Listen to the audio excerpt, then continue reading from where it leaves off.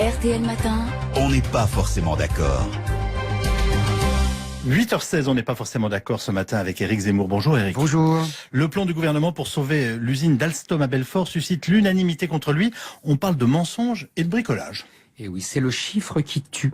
1 million d'euros par emploi sauvé à Belfort dans l'usine Alstom. C'est le chiffre sans fin, ressassé, qui passe en boucle de chaînes d'information en radio, de médias de gauche à médias de droite. Un chiffre magique, un chiffre maudit, un chiffre qui veut tuer, qui veut délégitimer. Un chiffre qui ne veut rien dire pourtant. Un chiffre qu'on compare au déficit budgétaire de l'État. Un chiffre qu'on multiplie par les 50 000 emplois que la France a perdus au mois d'août. Comparaison ridicule, multiplication oiseuse, fausse finesse d'économistes libérales qui ressassent depuis 2 siècles que les emplois sauvés qu'on voit détruisent des emplois qu'on ne voit pas. Cette logique libérale serait intéressante si elle ne s'arrêtait pas au milieu du gué. Car il faudrait chiffrer le coût global du chômage, le coût pour la sécurité sociale des dépressions, des maladies opportunistes, des suicides, le coût des divorces, des familles éclatées, la délinquance, le RSA de père en fils.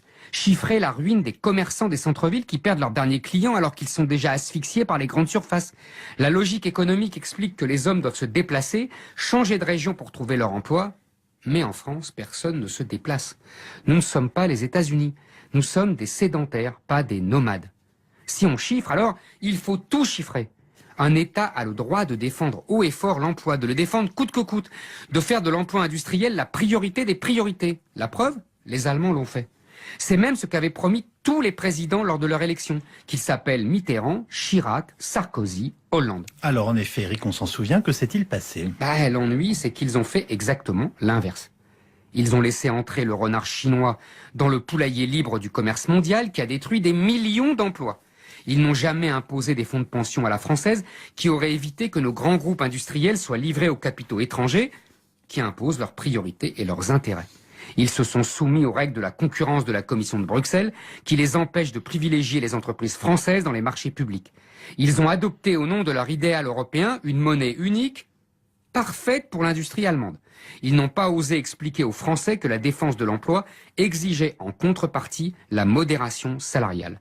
Ils n'ont jamais interrompu le flot d'immigration venue du Sud qui pousse et chasse les classes populaires françaises des métropoles, seuls endroits désormais où se créent des emplois. Ils ont toujours privilégié les baisses de charges sociales sur les bas salaires qui favorisent les services et les grandes surfaces au détriment de l'industrie. Les rares usines qui se créent en France sont peuplées de robots, pas d'ouvriers. Pour la première fois dans l'histoire industrielle, on n'a plus besoin des classes populaires pour créer des richesses. Les ouvriers français et occidentaux découvrent qu'il y a pire que d'être exploités. C'est de ne pas être exploité. Il ne faut pas reprocher au gouvernement d'en faire trop pour sauver l'emploi. Il faut lui reprocher d'en faire trop peu. Éric Zemmour. Yves Calvi.